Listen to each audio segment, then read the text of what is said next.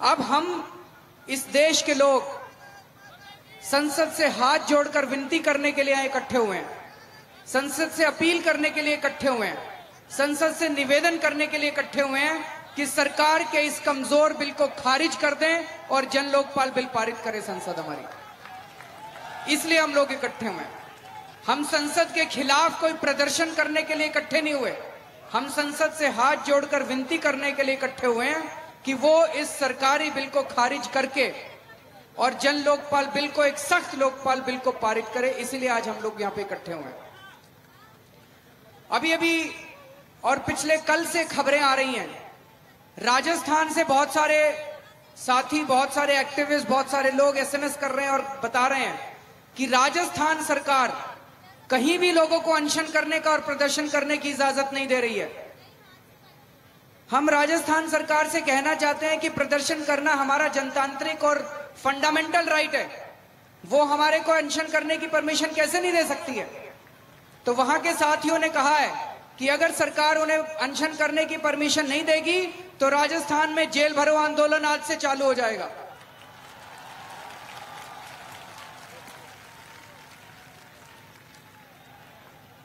पिछले कई महीनों के अंदर सरकार ने इस आंदोलन को कुचलने की हर कोशिश की है।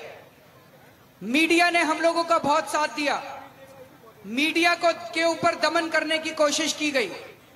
कुछ मीडिया के साथियों ने बताया, एक दो मीडिया के लोगों को तो बताते हैं कि डीएवीपी के ऐड देने बंद कर दिए गए।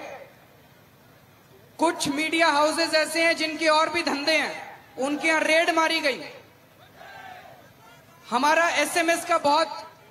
एसएमएस का हम लोग बहुत उपयोग करते हैं, तो सरकार ने टेलीकॉम पॉलिसी बदल दी, कहा कि अब एक आदमी 200 से ज्यादा एसएमएस नहीं भेज सकता।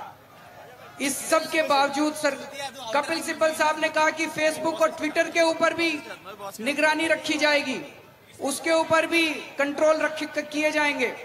ये सब कुछ करने के बाद भी इस आंदोलन को सरकार कुचल नहीं पाई है, क्योंकि ये जनता का आंदोलन है और जनता को कब तक कुचलेगी सरकार।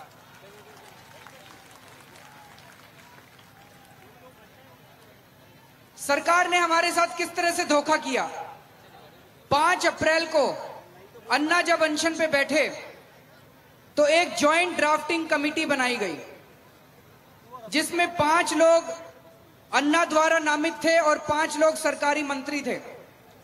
यह ज्वाइंट ड्राफ्टिंग कमेटी 2.5 महीने तक 9 बार इनकी मीटिंग हुई, 2-2, 3-3 घंटे तक मीटिंग हुई। हम लोग इस ज्वाइंट ड्राफ्टिंग कमेटी में गए पूरी ईमानदारी के साथ और ये सोच के कि इससे तो जरूर बहुत अच्छा लोकपाल बिल निकलेगा, लेकिन सरकार ने फिर से हमारे साथ धोखा किया। आखिरी मीटिंग में अचानक कहते हैं कि आपकी कोई बात मंजूर नहीं है हमें, आप अपना बिल ले आइए, हम अपना बिल ले आते हैं। और इस ज्वाइंट ड्राफ्टिंग कमेटी से 2 बिल निकले, एक उनका बिल था, एक हमारा बिल था। अरे 5 अप्रैल को जब अन्ना जी अनशन पे बैठे थे तब भी 2 बिल थे, एक उनका बिल था, एक हमारा बिल था। जब आपको हमारी एक भी बात नहीं माननी थी तो ये ज्वाइंट ड्राफ्टिंग कमेटी का नाटक ही क्यों किया आप लोगों ने। उसके बाद ज्वाइंट ड्राफ्टिंग कमेटी में यह निर्णय हुआ कि हमारा बिल और उनका बिल दोनों को कैबिनेट के सामने रखा जाएगा। लेकिन जब कैबिनेट के अंदर बिल रखने की बात आई तो उन्होंने हमारा बिल कैबिनेट के सामने नहीं रखा, अपना बिल उन्होंने कैबिनेट के सामने रख दिया। जब आपको हमारा एक भी सुझाव नहीं मानना था, जब आपको हमारा बिल कैबिनेट में रखना ही नहीं था, तो आपको ये ढोंग करने की क्या जरूरत थी ज्वाइंट ड्राफ्टिंग कमेटी की। आपने अन्ना जी के साथ धोखा किया। जब आपने 5 अप्रैल को अन्ना जी अनशन पे बैठे थे तो उनका अनशन तोड़ने के लिए आपने कहा कि हम ज्वाइंट ड्राफ्टिंग कमेटी बना रहे हैं। उसके बाद जुलाई के महीने में बार बार सरकार ने कहा हम एक सख्त लोकपाल लेके आएंगे, हम एक सख्त लोकपाल लेके आएंगे, हम एक सख्त लोकपाल लेके आएंगे। और अगस्त के महीने में जो लोकपाल लेके आए वो भ्रष्टाचारियों को संरक्षण देने वाला लोकपाल था। उसके अंदर क्या लिखा था?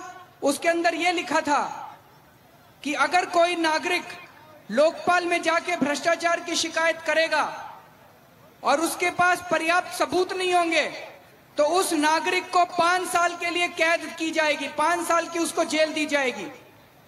और अगर जो भ्रष्टाचारी अफसर है वो पकड़ा गया तो उसको 6 महीने की सजा दी जाएगी। भ्रष्टाचार करने वाले को 6 महीने की सजा और भ्रष्टाचार की शिकायत करने वाले को 5 साल की सजा। यह सरकार का सख्त लोकपाल बिल था जो सरकार अगस्त के महीने में लेके आई। फिर से धोखा किया सरकार ने। अन्ना ने कहा कि यह लोकपाल कानून हमें मंजूर नहीं है, हम इसको नहीं मानते, मैं 16 अगस्त से अनशन करूंगा। अनशन करने के लिए सरकार से जगह मांगी, कोई जगह दे दीजिए, दिल्ली में कोई भी जगह दे दीजिए। सरकार ने कोई जगह नहीं दी। सरकार ने कहा अन्ना के अनशन करने के लिए कोई जगह नहीं है सरकार के पास पूरी दिल्ली में।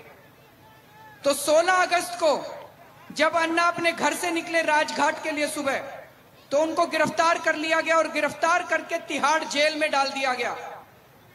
जिन लोगों के भ्रष्टाचार के खिलाफ अन्ना ने आवाज उठाई थी, कलमाडी के खिलाफ आवाज उठाई थी, राजा के खिलाफ आवाज उठाई थी, उसी राजा और कलमाडी की जेल में अन्ना को उनके साथ डाल दिया गया। कहा गया 7 दिन के लिए अन्ना को रिमांड पे भेजा जाता है, अन्ना को जुडिशियल कस्टडी में भेजा जाता है। लेकिन जैसे ही अन्ना जेल में पहुंचे, सारा देश सड़कों के ऊपर उतर आया। सारे देश ने ऐसा जेल भरो आंदोलन किया कि इनकी जेलें छोटी पड़ गई। इन्होंने स्टेडियम खोल दिया और स्टेडियम को जेल बना दिया। भेजा तो था 7 दिन के लिए अन्ना को जेल में, और कौन सी धाराएं लगाई थी उन्होंने कहा कि अन्ना अगर बाहर रहते हैं तो इनसे शांति को खतरा है, देश की शांति भंग हो सकती है, ऐसी धाराएं लगाई थी और अन्ना को इन्होंने जेल में डाल दिया। लेकिन जैसे ही अन्ना को जेल में डाला, 2 घंटे के बाद ये आके अन्ना को कहते हैं आपको रिहा कर दिया। क्यों रिहा कर दिया? अभी 2 घंटे पहले तो अन्ना जी शांति के लिए खतरा थे, देश की शांति के लिए खतरा थे, और ये 2 घंटे के लिए शांति के लिए खतरा कैसे खत्म हो गया? और उसके बाद इन्होंने कहा कि 2 घंटे के बाद आप जाइए। एक बहुत बड़ा प्रश्न ये उठता है कि क्या हमारे देश में किसी तरह का कोई कानून है जिसको मर्जी उठा के जेल में डाल दो और जिसको मर्जी उठा के जेल से बाहर कर दो? ये सरकार की चलती है, ये जनतंत्र है, ये कानून है? कोई कानून है हमारे देश में? NDTV's cricket app, Android and iPhone, fastest scorecard, special analysis, and much more. Download free. ndtv.com/apps.